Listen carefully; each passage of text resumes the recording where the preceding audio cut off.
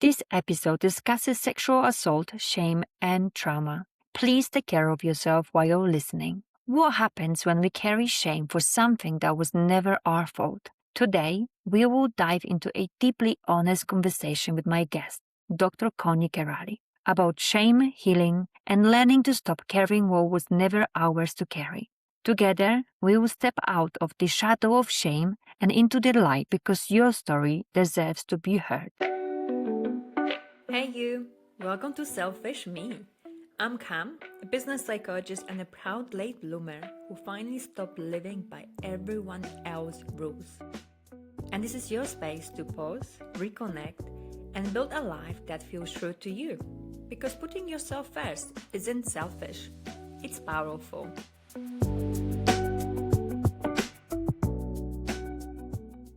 Hello, you. Today, my guest is someone I want to start by telling you how I've met. Because honestly, it's one of those stories that makes you believe in the universe a little bit more. It was March 26th, Female Invest event. I was late, rushed in, and just by luck spotted a free spot in the front row, and I took it. I sat next to this woman and we exchanged a smile.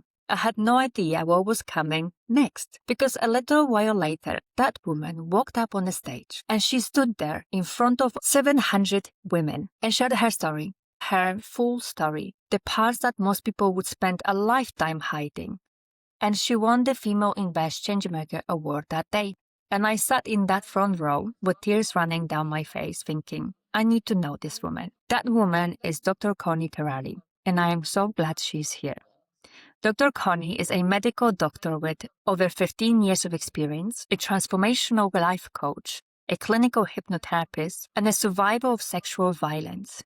She shares her story of being silenced by shame after being raped, alongside the stories of other women who have faced and overcome shame, on her own podcast called Speak Shame with Dr. Connie Kerali. And through that work, she is building an entire community of remarkable women who have been silenced by shame and are finding their way back to themselves. Here is what I know about Connie so far. She has the kindest energy I have ever encountered. Being in her presence genuinely makes you feel seen and accepted, like you don't need to perform or explain yourself. You can just be. And she has more courage than anyone I have come across. Because telling your story once takes courage.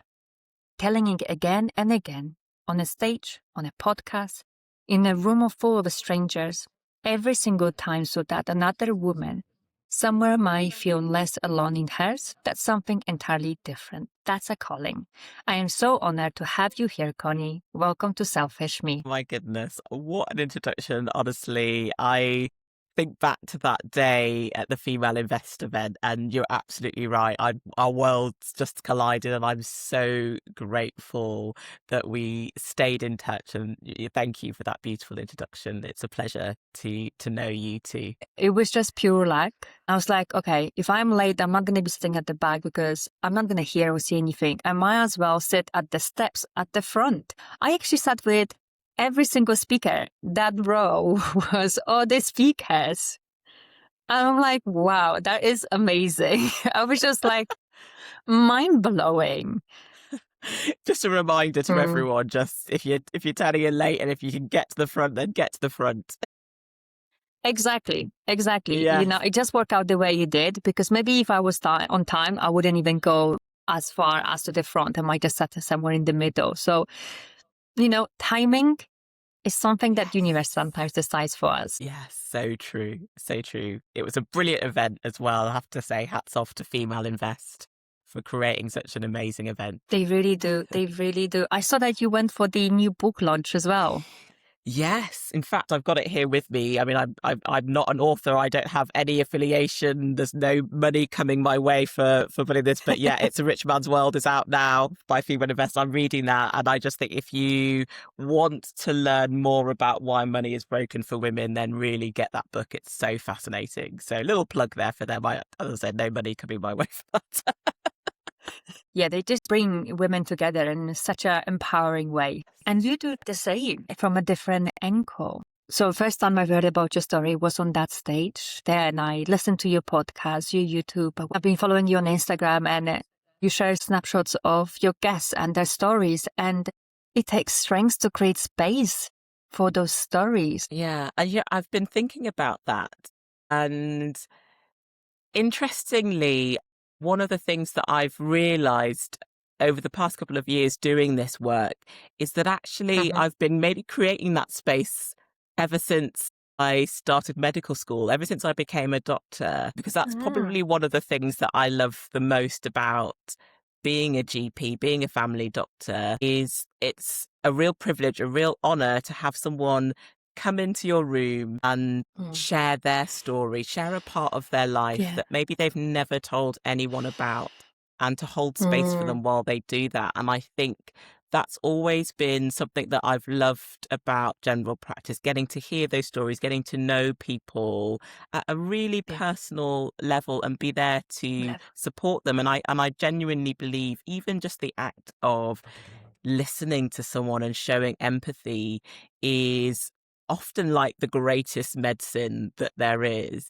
And so prior to the podcast, prior to the Female Invest event, I think that this has been something that's been part of my life for probably close to 20 years. And so it really did come Mm, naturally to me when I made that decision to start sharing my story. But what didn't come naturally to me was to be able to share what happened to me in the first instance. And I'm sure we're going to get into that anyway, but I think that sort of spoke to my difficulty with vulnerability and mm, essentially difficulty with asking for help, even though I was a doctor who would advise others to yeah. do the same. I mean, I think sometimes it comes a little bit easier for us to preach, and then doing ourselves is a little bit harder. And I think there could be different reasons for it, but sometimes we put so much effort in others and the energy and the time, and what is left for us is a little bit less. And I don't work in medical industry, but I know that you guys work so hard. So whatever is left, you kind of want to, I don't know, protect perhaps. And maybe protection is actually not sharing and just being and getting through the next day. Yeah. And do you know what I think as well? So partly, there's partly that. I think there's Mm. also, for me, there was also this aspect of shame in being a doctor that needed help, particularly around Oh, okay. mental health. And I think that Okay. whilst I was always very much someone who advocates for talking therapy, really Mm. encouraging my patients or people that I know maybe to get talking therapy, when I was at a point when I probably needed it the most, I Hmm. felt like, oh, is that saying something about me as a doctor that I need help? I felt ashamed that maybe I needed that. And so there was an element of awareness that I needed help, but also the shame kind of held me back from accessing it as well. Shame is this funny thing, impacts us and Yeah. takes away from experiencing life as Yeah. well. Because I know I've experienced shame, period is one of them. And I wouldn't share my experience, which then impacted me how I was perceived at work because I was taking random days off or sick days. And suddenly my manager was like, what's happening? And now I have more courage to share it and say, hey, this is what's going to look like. This is what I need. I'm letting you know, basically. But before Yeah. that, I would never dare to say that I have a painful period because apparently painful period is normal. That's what I was told growing up, and you just have to deal with it. Mm. Yeah. And I think this is the thing. A lot of the time, shame can be from an external source and it can be from an Mm-hmm. internal source as well. So the General. messages Yeah. that we get told in the world about not talking about periods, Yeah. hide your tampon, hide your Yeah. pad when you go to the Yes. toilet. Oh, it's embarrassing. You know, all of those things just tell us we shouldn't discuss these things. And then there are the Yes. things that we internalize as well about, Mm. you know, maybe, I'm the problem somehow.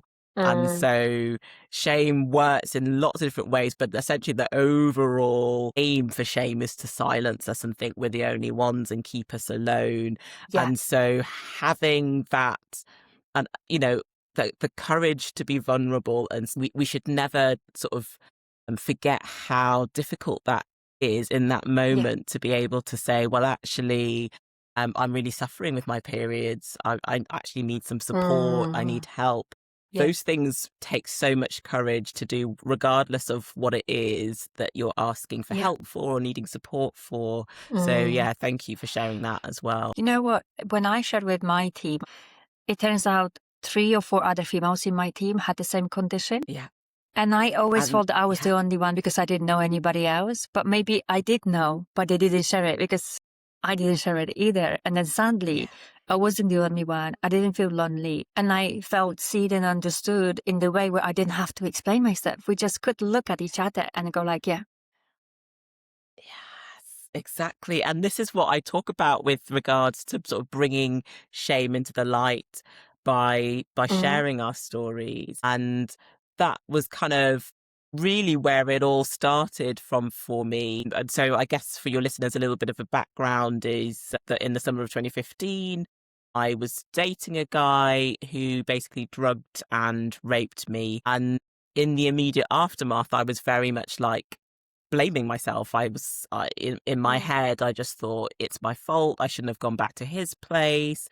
I thought to myself, well, you know, it's been more than 12 hours. As a medic, I kind of knew if it was something like Rohypnol, it would be in your system for 12 hours. It's been more than that. Then it's going to be my word against his. The thought of having to go to trial and be cross-examined and the humiliation of having to answer questions about my sex life in front of strangers, in front of family, friends, loved ones in general. All of those different things were coming into my mind, and it really just made me think silence was the best option. And I didn't name it as shame at the time. It was only years later that I realized that actually shame was really at play there. But I just carried on as normal. So, yeah, I was a GP at that time. I went to work the next day, put a smile on my face. I saw my patients as normal. I was like interacting with my colleagues as normal. And so to the outside world, you wouldn't have known. There was no clue. Even like my family, my friends who were really close to me, had no idea. And for the next 3 years after being raped, I was just essentially pretending to the outside world that I was okay and struggling in silence at the same time. But honestly, like, I probably found that by burying that memory, and I used a lot of tools to do that. So, yes, I was working as a GP, so I was quite busy with that. I also used to work in the emergency department as well as a GP there. I was doing a master's in public health. And because I was, back at university, I was like socializing. And so all these things that just kept me busy, busy, busy, busy meant I never had time to think about what happened. And that memory was sufficiently buried that allowed me to kind of get on with my life. So really, to the outside world, it was like, this woman is like successful. She's, really educated, and like, she's so fun to be around, and she's such a great friend. She listens to everyone, and she's a great GP. And so, it's like this perfect life. And I think that's probably the other thing I would say is that I, looking back now, see how perfectionism was also really about shame and trying to pretend to be perfect all the time, which is what I've done since childhood. Be the perfect daughter, be the perfect sister, be the perfect student, get all the good grades, go to medical school. All of that, I think, played into, well, I don't want to be a rape victim. So it was 3 years after the rape when I heard a woman by the name of Dr. Christine Blasey Ford, who's an American psychology professor, I believe, who testified in front of the US Senate Judiciary Committee at Brett Kavanaugh at the time was a Supreme Court Justice nominee, but she testified to say that when she was a teenager, he sexually assaulted her. And I remember in her opening statement, she said, "I'm here today not because I want to be, I'm terrified," and I'm paraphrasing here. "I'm here because I believe it is my civic duty to tell you what happened to me." And hearing her speak so publicly and seeing that she was so fearful of being there and yet still doing it anyway. It was her courage that inspired me a few days later to report what happened to me to the police. Wow. Yeah. Thank you so much for sharing. And you shared this story so many times. Does it feel differently from the first time you shared and the way you're sharing now? Yeah, I have to say that for me, sharing my story now publicly is something that I don't find difficult because Okay.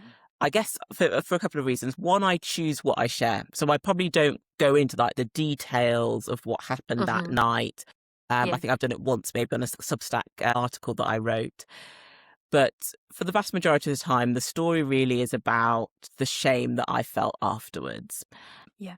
But the other thing is that the hardest time for me was at the very beginning when I was first starting to tell people what had happened to me. So the first time I was interviewed by the police, I was in tears. And I always just remember that moment. It was a female police officer who came to my house to take my statement. And I just remember, so police officer in the UK, when they go out to any kind of situation, their jackets have a little camera on them. And I don't think her camera was on, but I remember looking at it and just being like, I don't know, like scared that it was being recorded. And I think she noticed that Yeah. fear in my eyes and took the jacket off. And I just remember being a bit more relaxed about it. And it was such a kind of human moment. And I was just so grateful for that officer for Yeah. the way that she responded in that moment and the way she made it a little bit easier, something that was really difficult, a little bit easier. And she was Yeah. the first person that I spoke to about it, because prior to that I'd reported the rape via an online Metropolitan Police form. So I'm sure this isn't just me, but say the word rape at that time was very difficult. Even to type it out was difficult, because it's like there's an acceptance of this is what happened to me and I'm denying it. So that was the first time I spoke to someone, and it was so difficult. There's always a little bit of a weight that gets lifted off the shoulders every time that I tell the story, but only when you get empathy is what I've experienced. And so I found that once I told the police, all of those emotions that I'd buried started to come back to the surface. And it was then much harder for me at work, because I remember going in back to see patients, trying to put this smile back on my face while this police investigation is going on. Yeah. And now I'm struggling because all of the hurt and the pain It's reopen. is so close to the surface. It's out there, and I'm Yeah. struggling to contain it. And so a job that I loved became something that I started to struggle with, because I wasn't able to tell anyone else at that point other than the police. And the demands of the job were using up energy that I didn't have, because I was so Yeah. emotionally drained by Okay. what was going on in my personal life, that I was starting to kind of feel that pressure. And I think I look back now and I think I was probably a little bit more irritable, and I was probably like just wanting to get home a lot of the time. And on Yeah. top of that, I started to recognize in my patients the sort of things that they were saying, like when they talk about depression and wearing a mask and all of those sorts of things, I was like, oh my God, I'm wearing a mask. I'm pretending like that is what is happening to me. Yeah. And so you start to, or I started to realize I needed help, basically. But at that point, still, it was like, I don't know how to ask for help. I really don't know how to do it. And it sounds so strange as someone who tells people how to access talking therapy, speak to your relatives, speak to your loved ones, get support from a charity. I was just like, I don't know how to do it. And I actually, something just came back to me, because I remember looking at the Rape Crisis website, and I think there's like a time limit for Rape Crisis when it comes to who they support. And I think it was something like up to a year. So anything over that time, you can't use their services. And so I think it was that. I might be wrong, but it was some sort of rape support charity that I was looking into. And so then came this shame about not saying something sooner. Like, oh, well, if I'd reported earlier, then I would have been able to access Yeah. this help. This is my fault. I've left it too late, and da da da da, all of that sort of stuff. And eventually I found the courage to speak to a friend about it. And I contacted him and said, like, can we go for dinner? Because I'm thinking about quitting my job.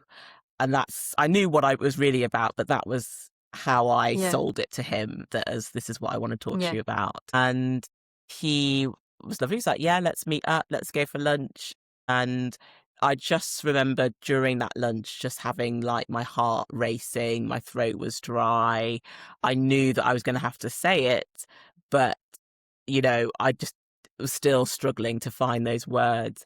And I think he picked up on the fact that something wasn't right.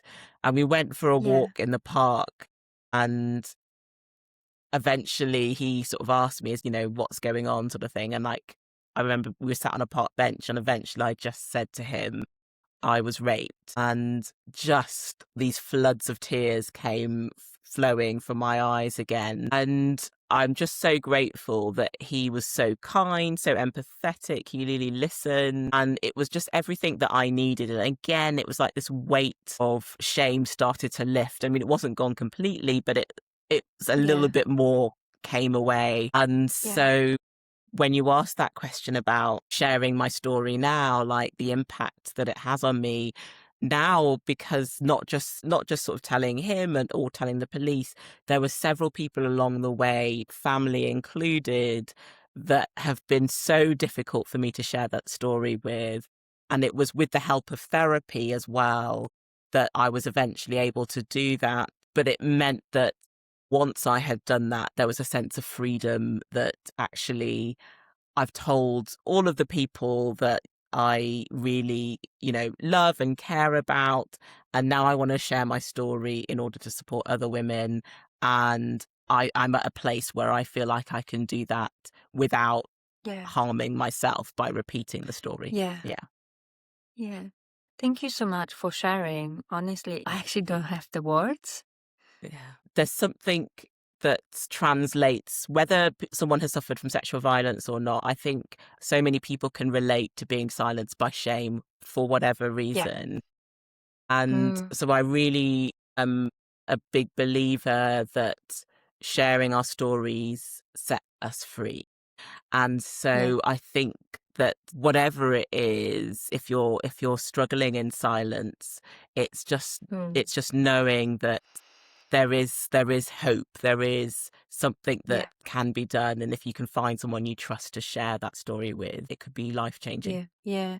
You're absolutely right. I think for me, when I listen to your story, I don't know what to say because it's horrible things that happens to women. That's number one. Number two is you don't want to say something that would upset them. If I was preparing for this conversation, I'm like, how I can hold a space where you can tell your story and feel comfortable. And for me, not to respond in a way that it would, upset you in any way. I think it's such a fragile conversation. And I'm not saying you are fragile, but I feel like I have a responsibility to hold that space for you. Kudos to you for holding those spaces for those women and going on stage, going on a podcast and creating that space to help people to free from shame. And I know you've mentioned Brené Brown in your speech on Female Universe. I love Brené Brown. I knew that we were going to be friends from that moment when you've mentioned Brené Brown. I'm like, yes. One of her books was really a big part of how I set boundaries and why I speak about it. And, she speaks about vulnerability, courage, and shame, and they all very much connected. And I was going to say that I saw a post yesterday. I can't remember the person. She said that we tell our daughters that the world is a dangerous place, but when they come to us and say that something happened to them, we don't believe them. Yeah. And it just really hit me. And when I was preparing for this conversation, I did a bit of research on sexual violence, and there was this concept that I never heard before about it, which is rape myths. By definition, rape myths are beliefs, stereotypes, and attitudes, usually false, widespread and persistent about rape victims and the person who done it. They aim to deny and justify men's sexual assaults against women. And then I was reflecting because growing up, you would hear stories of the news or in the area that something happened. like woman was raped, and they would say the woman was raped, and then they will go, well, it was at night, she had a drink, she was wearing this, and I was thinking, but there wasn't enough information about the men. Why the men done it? It was always about the woman, where she was, how she was behaving, almost as to justify. She attracted that to herself because she was wearing a short skirt or she was drinking alcohol. When I was living in Clapham Junction, there was a case of rape by a park. A woman went for a run in the evening and she was raped. And everybody was asking why she went for a run at night at park. It's dangerous. It's not dangerous. She went because she lives next to the park. She wanted to go for a run. Why do we even question why she was there? Why we don't question the person who has done that to her? Yes. And it really upsets me that if something happens to women, we are the one who are being questioned. The behavior, the clothes, anything that has to do with us, not with the person who has done it to us. Yes, it's so true. And you're right, it's infuriating that in 2026 you can still get news headlines that are very much victim blaming headlines, and they, maybe try and be subtle. Sometimes they're not even subtle, to be honest. No. And this is, when I talk about that external shame, these are the messages that women are getting all of the time, that it's your fault if you go back to his place. It's your fault if you have alcohol. It's your fault if you go running at night. It's your fault. And so that is what society tends to run with. We're living in a rape culture, and there is this denial or refusal to hold men accountable, to hold men's behavior accountable. And not even just the rapist, although that would be a good place to start.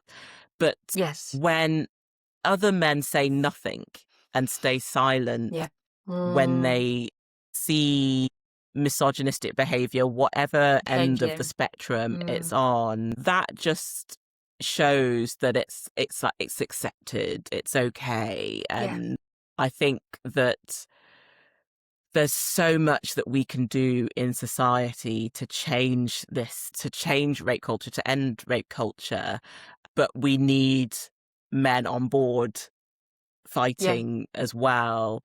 And yes, there'll be women who sometimes write these articles because internalized misogyny also exists.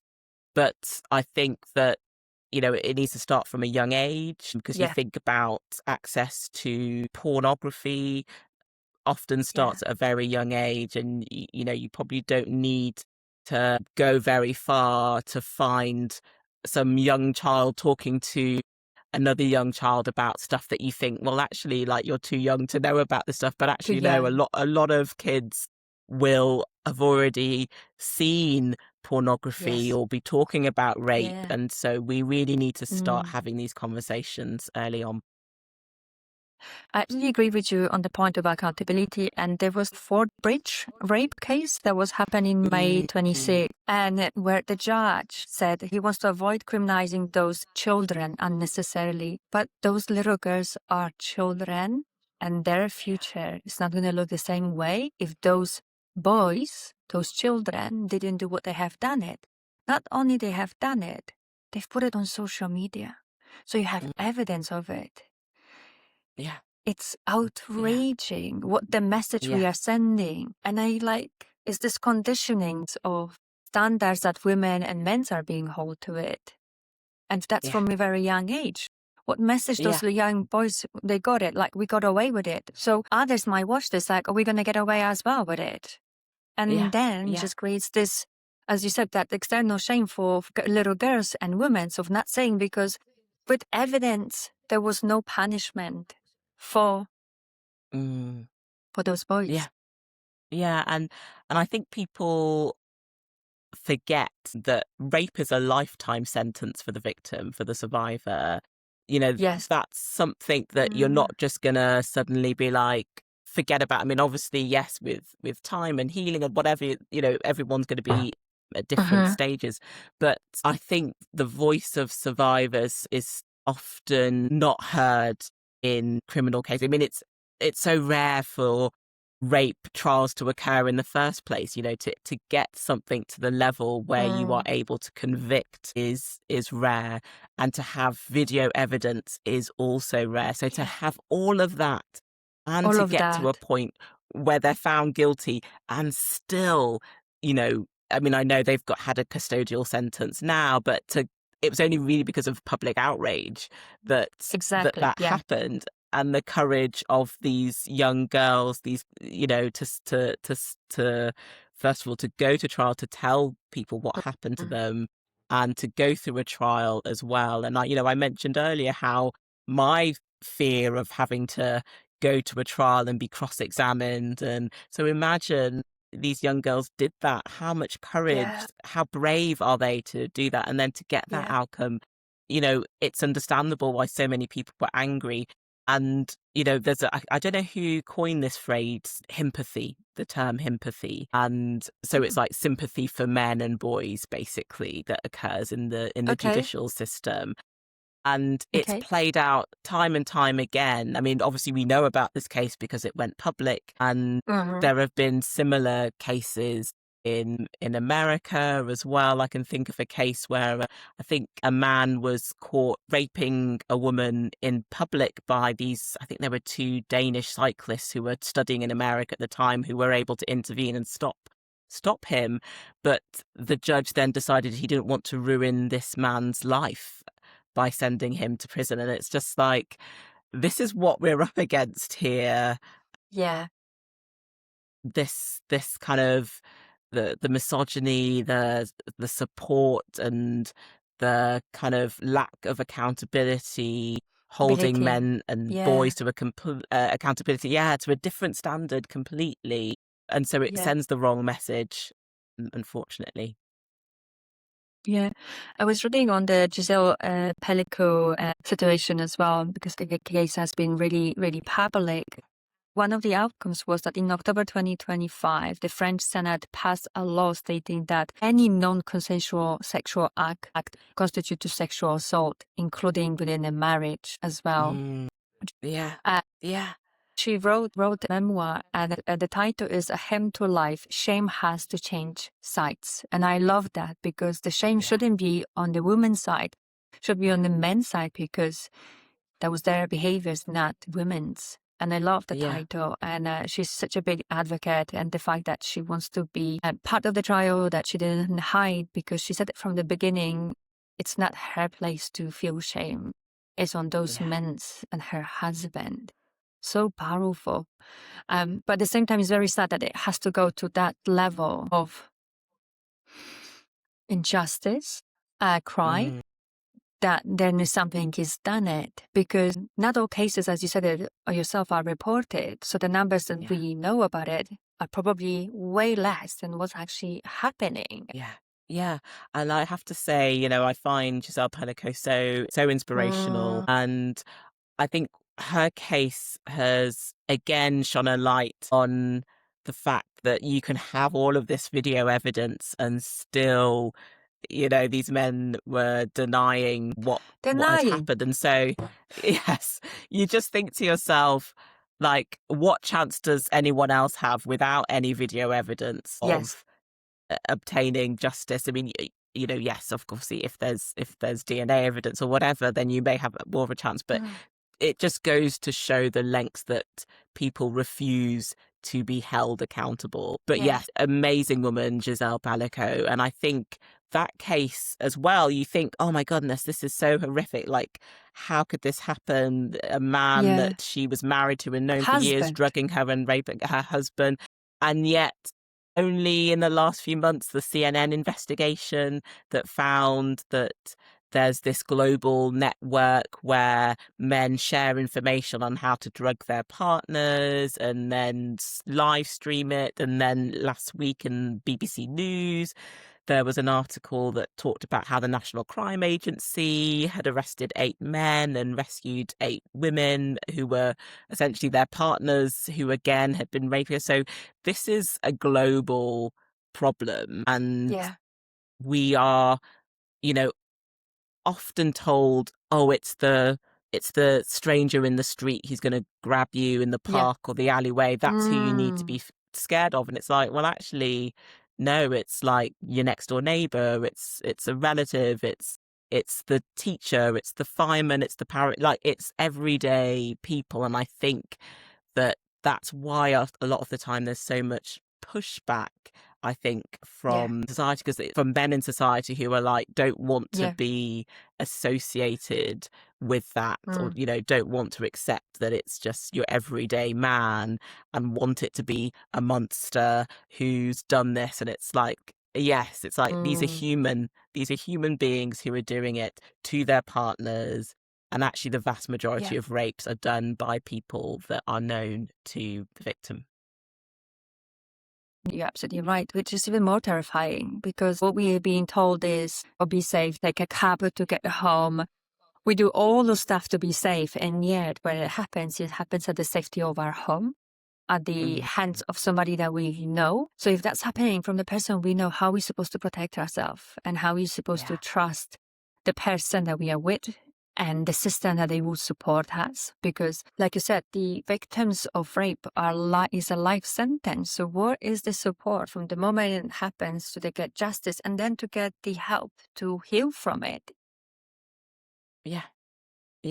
And I think this is kind of, you know, because it feels sometimes a bit like we are climbing a mountain when it comes to getting change. It feels like rape has been decriminalized, and you know, I feel like there's a strong emphasis, obviously, on reducing violence against women and girls, and so you know, politicians will talk about that. Yeah. But we never really see any changes, or any meaningful changes. And I think part of that is, you know, as society, we really need to start having these difficult conversations. We need to start talking about consent and what consent is. Yes. And yes, there need to be laws that an actual punishment as well that befits the crime, but there needs to be proper support for victims. We need to stop saying to girls and women, don't run in the park at night, don't drink alcohol, don't leave your alcohol. And we need to start talking to boys and men and say, don't rape women, don't sexually assault. You know, that's where the conversation should be lying. So should be.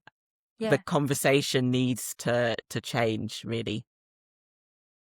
I agree 100% with you. And we already talked a little bit about like what messages we are getting as women and like what messages actually should be going out to the other side of the population.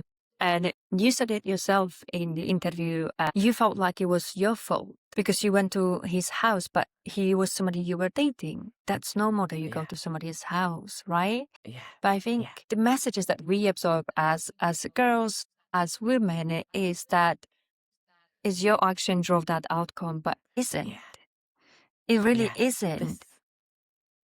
And, you know, this is why I share my story and I try and share so many women's stories, and not just about sexual violence. As you know, we talk about things like divorce, being in prison, HIV, abortions, all these sorts of different stories, because the aim is that someone maybe recognizes part of their story in someone else's. And as we said at the beginning, the thing that shame really wants to do is to make you feel alone, like it's only you that's going through this. And so if you hear from my story, oh, I went back to his house and I blamed myself, and you think, oh my God, I went back to his house and blamed myself. And now you've heard the rest of my story, and it might just plant that little seed in your mind where you start thinking, maybe it wasn't my fault. Maybe actually, you know, it was his responsibility. Maybe I should I could speak to someone. I don't want to say should, because I don't want people to think that they have to do, or, you know, whatever they feel ready to do. But that's the power of sharing our stories. And you know, I talk about empowering women to share the stories that shame told them to keep silent, not just so that they can come on podcasts and talk about their stories. That's not the thing that I want to do. That's not what I'm trying to get across. It's telling someone you trust. It could be a loved one, it could be a Yeah. friend, it could be your GP, it could be a charity, the Samaritans, whoever it is. But Yeah. so that you're not having to carry that shame alone, because when you bring it into the light, that is when it starts to fade and the healing begins, really, when the hiding ends. I love that. You're right about if they feel ready, they want to share it. Yeah. But like, I think it's that first step that is the hardest. What helped you? Like you've mentioned, I think was the interview where that helped you to go and report it. And I'm guessing this is how the idea of podcasts to make those stories out there sharing came to life. Yeah, and I want to tell your listeners as well that it was a process. So, I was raped in the summer of 2015. I told the police in September 2018. I told my friend a few weeks after that, and then he was the one that advised I see a therapist, and I had my first therapy session around about November time of 2018. And I always share this particular story because I think it speaks to the importance of empathy. When I went to that therapy session, and now this is the third person I've told, after the police and after my friend, and I remember it was almost like I was telling someone who didn't care about the story. And that could just be her style of therapy. But for me, Yeah. it came across like there was no empathy. It felt cold. And I felt worse after that session. And it sent me backwards in that I thought, after this is the first experience of therapy that I was having, I thought, well, if all therapy is like this, I don't want to. I'm not going to do it. Yeah. I'm not going to do it. I don't want to do that. And so I kind of resorted to reading Brené Brown's books on shame and vulnerability and thinking I can just self-help my way out of it. And fortunately, my friend was like, maybe try a different therapist. Yeah. And in that time, I ended up leaving my job as a GP because I was getting to the point that I just couldn't cope anymore. And I then also decided in June the following year, so several months later, that I would go and find a different therapist. And thankfully, that therapist, we had a much better rapport with one another. Yeah.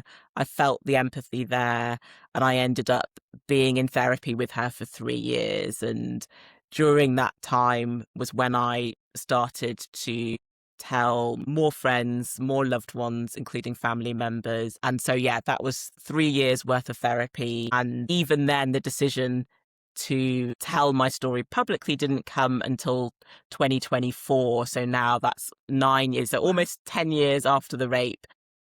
Yeah. I decided that I wanted to share my story publicly, and I decided that I would tell my father and my brother, who I hadn't told. I told my mother and my sister years back.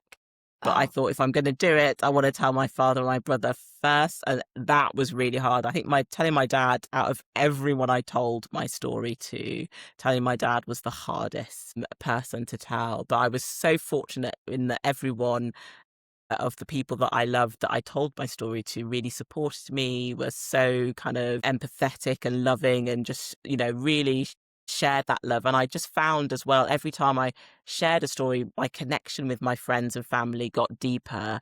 And the other thing I would say is that vulnerability begets vulnerability. As soon as you tell someone your story, it kind of gives other people permission to tell you something about their story that they've never shared with anyone. And so once I'd done that in the summer of 2024, that's when I felt like, okay, I can start telling people publicly. And this is the only reason why I find it I'm comfortable with telling the story, was because I'd gone through those years of sharing my story with my loved ones, having the therapy, doing that as well. So yeah, that's it's an important part of the story, because I don't want other people to think, oh wow, why am I not there yet? Why can I not go on a podcast and start telling?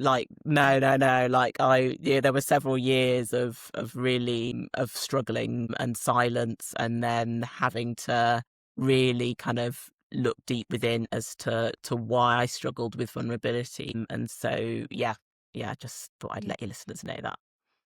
Thank you. Thank you for clarifying that. And I'm so glad that you've went to a different therapist, because I was lucky enough that I connected with my first therapist, but some of my friends went through few before they found the right person for them.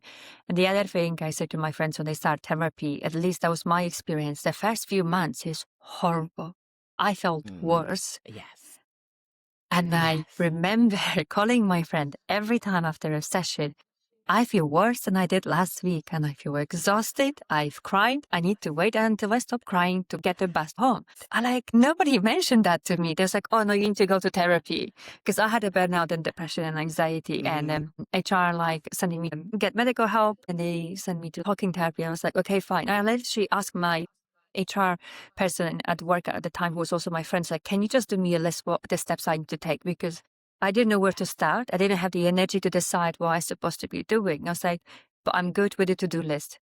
Give me to-do list and I will follow. And I follow exactly that to-do list. But that therapy, the first few months. And the other thing, what I've done it as well, is for the first session, I did a list of all the things that was wrong with me, and that I wanted the therapist to fix it. And I went with the list because I didn't want that therapist I never met to think I wasn't prepared.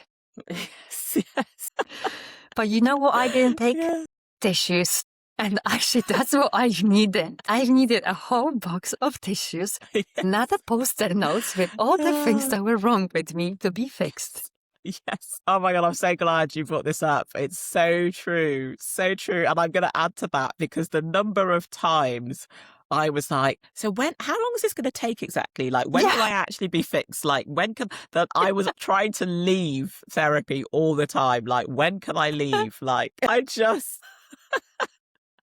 So almost when are we going to reach our goal when I'm not going to be crying and feeling crap? And my therapist was looking at me. He was like, I don't know. I'm like, are you trying to make money off me? Or is it so bad? I am so bad. I need so much.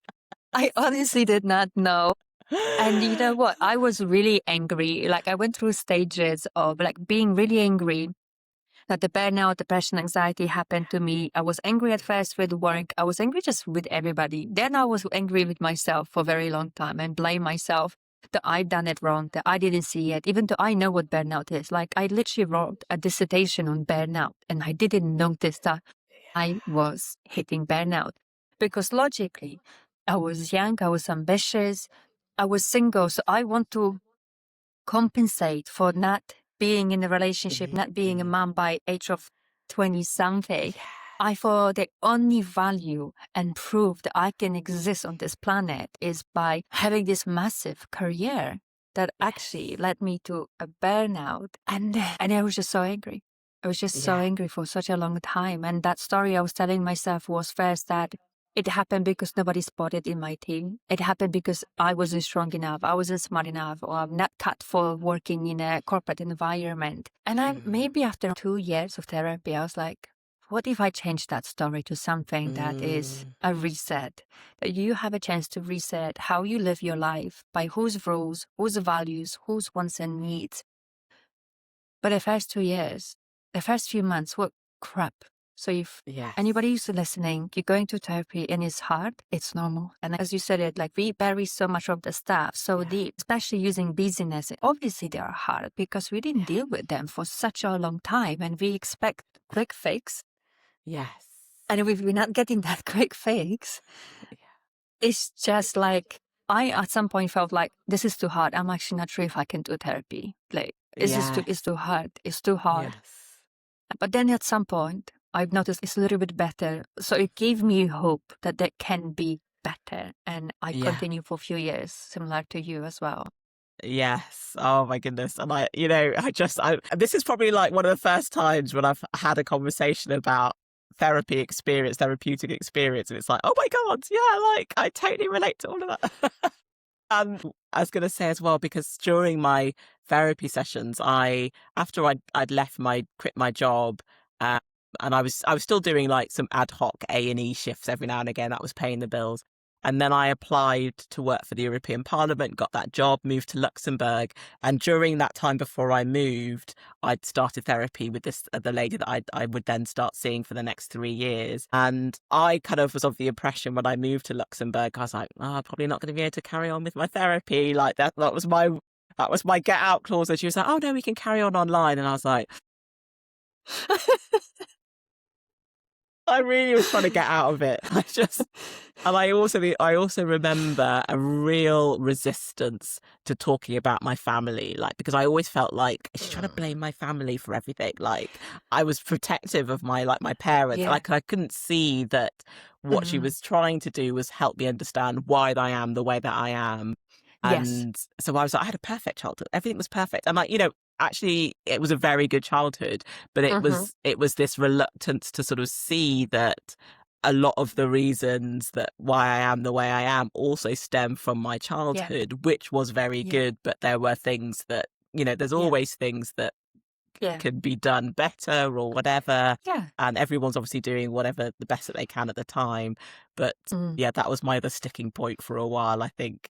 Yeah, I had similar experience actually. I would always justify the way my parents raised me, and my therapist was like, that's okay, but that still had an impact on you, and the messages that you absorbed through your childhood, all of that has impact on the way that you are showing up. And perhaps there is a connection.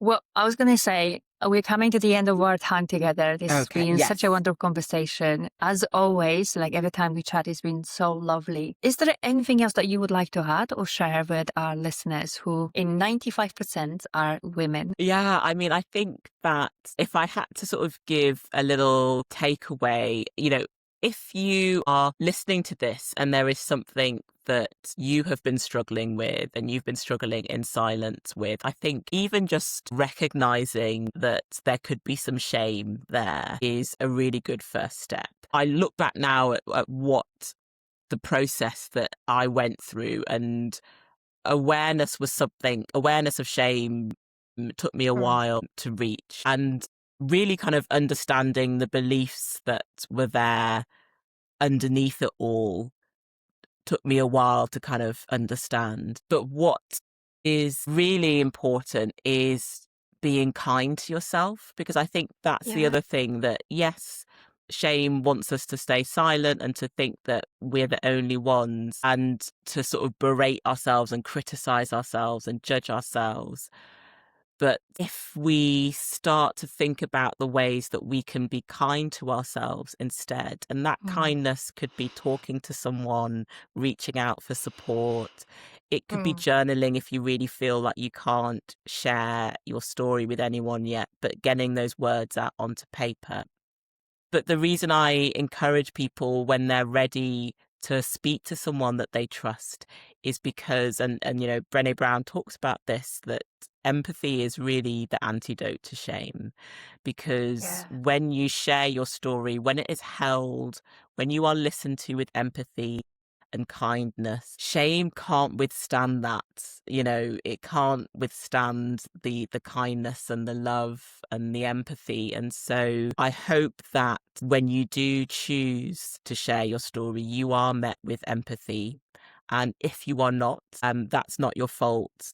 And don't give up. Don't feel like you can't reach out to someone else. And even if it means you have to do that a few times, you deserve to be believed. You deserve to be listened to.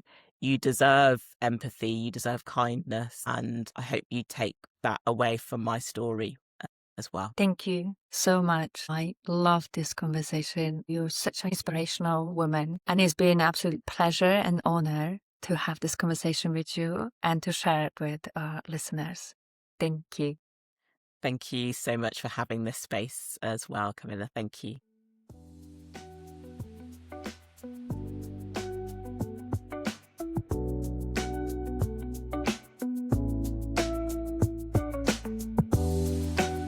Thank you so much for listening. It honestly means the world to me. If something from today's chat made you smile, think, or feel seen, share it. That's how our Selfish Me community grows. This podcast is about real voices and reminding each other that we are not alone. We are all figuring out how to do life our way, and you are doing better than you think.